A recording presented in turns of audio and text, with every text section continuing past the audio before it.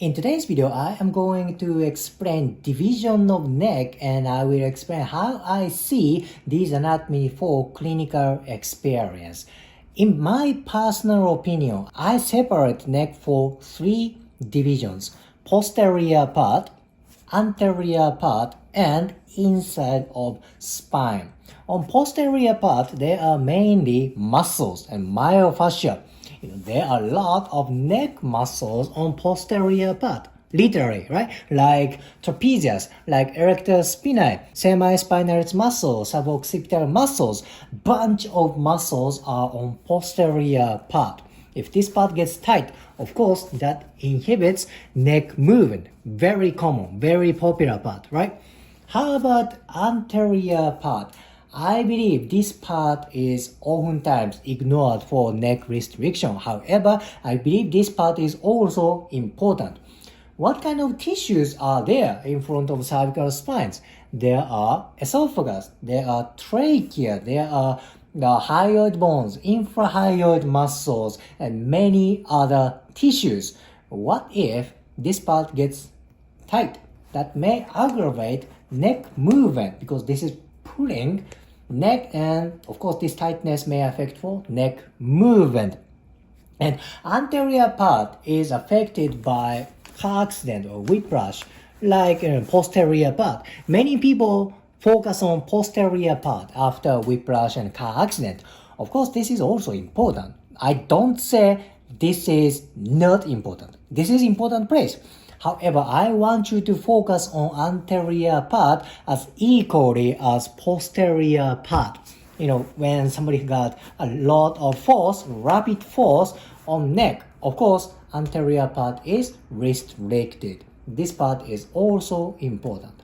Now, how about inside part? What is the inside of cervical spine?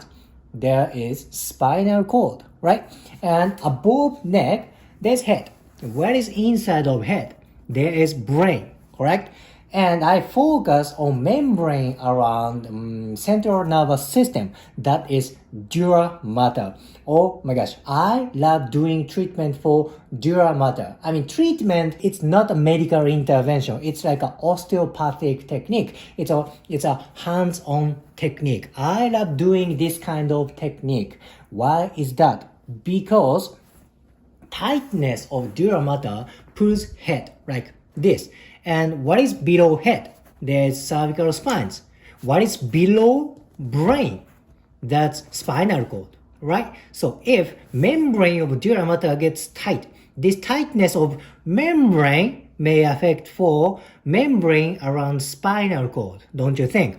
That is why when somebody got a head trauma, boom, or car accident, boom, sure, dura mater around brain can be tight because that's a heavy trauma. This membrane tightness pulls tension this way or everywhere. This tightness can pull membrane everywhere.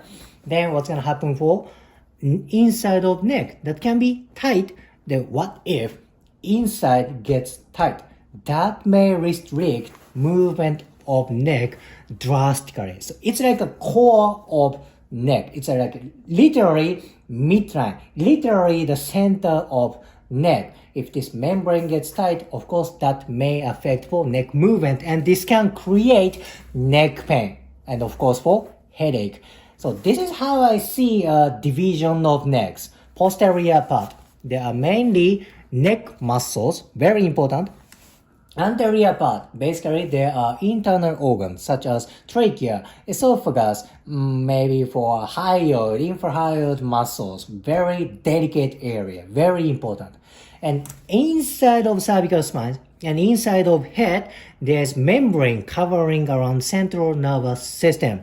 I focus on this membrane a lot. This is such an important area. I hope this kind of way of seeing anatomy helps for your clinical experience. If you liked today's video, please hit the like button, comment, and subscribe. See you next video.